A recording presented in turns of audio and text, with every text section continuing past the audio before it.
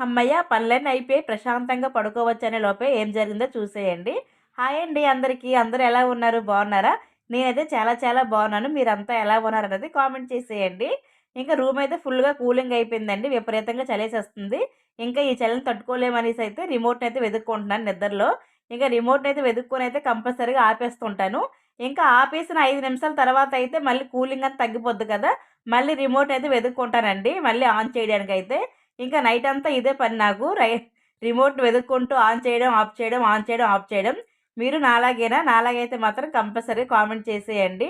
ఇంకా ఫోన్ అయితే కూడా పక్కన పెట్టేసుకుంటానండి. అది బ్యాడ్ హ్యాబిట్ అని తెలిసినా గానీ అలారం కోసం. ఎందుకంటే పిల్లలకి లంచ్ బాక్సెస్ కదండీ! వాళ్ళెక్కడ మళ్ళీ స్కూల్ బస్ మిస్ అయిపోతారనేసి అయితే మాత్రం నేనైతే మాత్రం రిమోటు అలాగే మొబైల్ ఫోన్ అయితే పక్కన పెట్టేసుకుంటాను. మీరు నాలాగే అయితే మాత్రం కంపల్సరీ కామెంట్ చేసేయండి. మన వీడియోస్ కనుక నచ్చినట్లయితే లైక్, షేర్, సబ్స్క్రైబ్ అస్సలు మర్చిపోవద్దండి guys. Thank you all. Bye by.